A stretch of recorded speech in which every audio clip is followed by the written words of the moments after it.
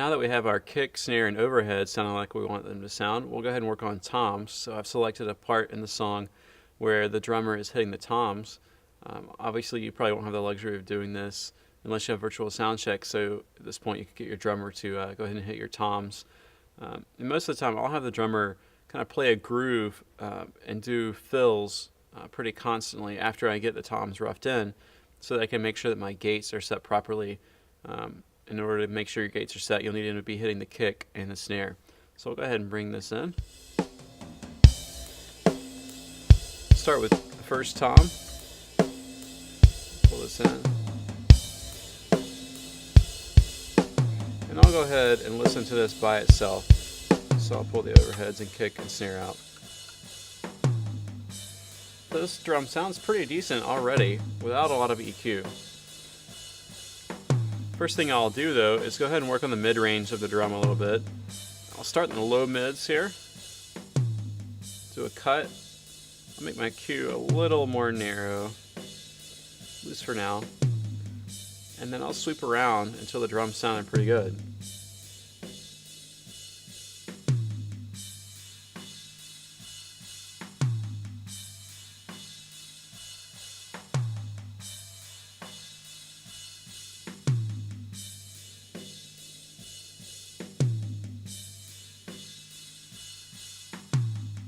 So you hear that pretty much any cut in this 200 to 1K range is definitely helpful. So we can boost and find the worst frequency if we want to.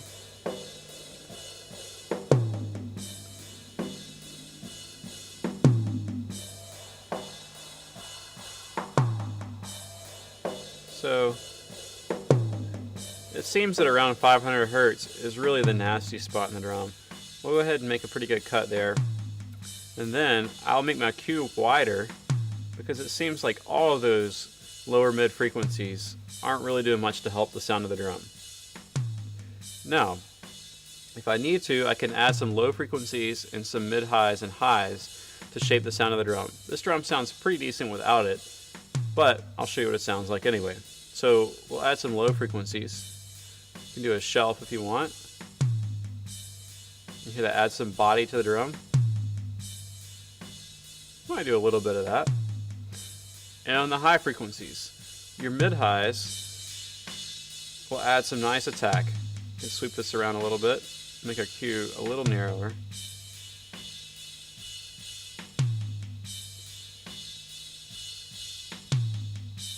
That's a nice attack. I'll turn that back off. If you have too much attack, you can take this down. Now, with my experience, I found that 3 or 4K is a good frequency to add if you need more attack.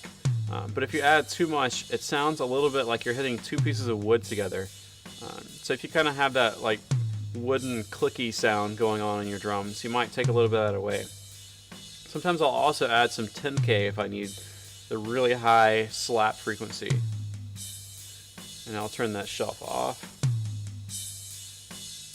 Make my Q a little narrower so you can hear what's going on. So that can be a really pleasant thing. You do have to watch out for the cymbals though, as you can hear, they're pretty loud.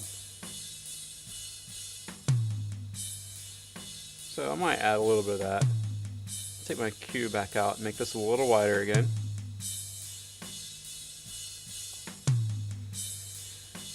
Alright, so that's the EQ on Tom 1. Now we'll gate it. So we'll grab our first dynamics up here.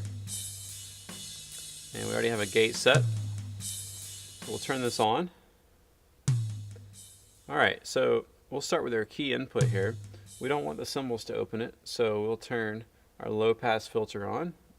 And this time I'll take it up around 200 Hertz. And now the gate's not opening at all. So we'll have to take our threshold up. But before we do that, I'll go ahead and set my attack, hold, and decay time. Attack time I want all the way fast so that it opens quickly.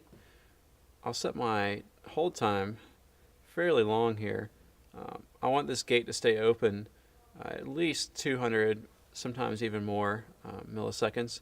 So I'll set it at 300 milliseconds to start with, and decay I'll set even longer so that it has a nice fade out.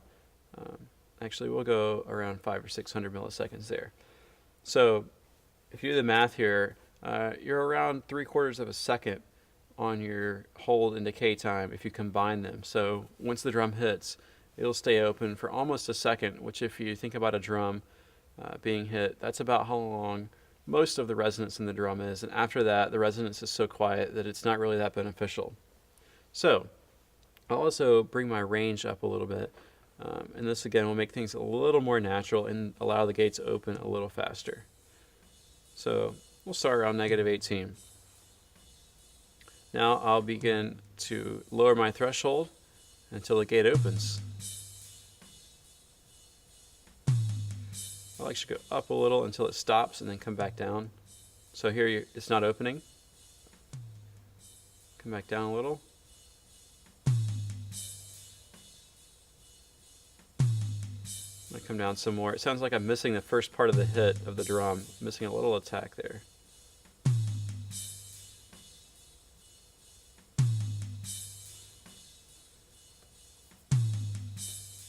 And then just to let you hear the difference in the key input, we'll turn this off.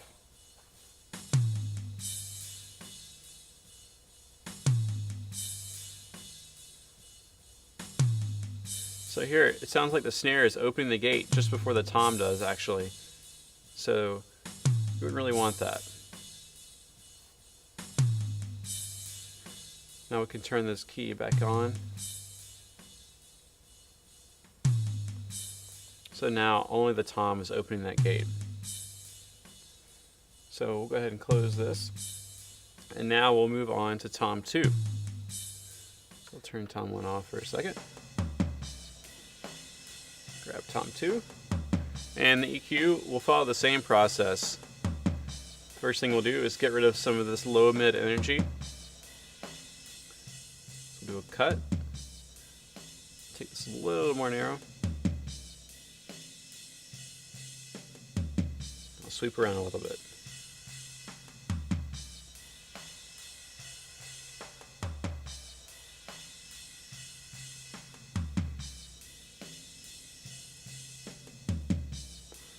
So again, somewhere around 500 Hertz seems to be a good spot to cut. Now we can play with our Q a little bit and see if we like it wider or a little more narrow.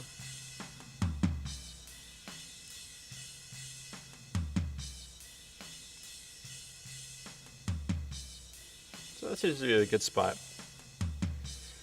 Now again, we can add some low frequencies if we want to beef up the drum a little.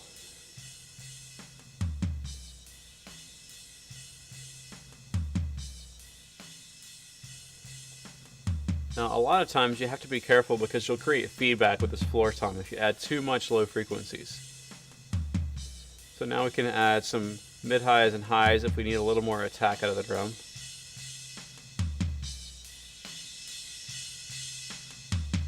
Now you hear the cymbals really are getting loud now. Bring that back down and we'll add some highs just to see what that helps. Turn the shelf off.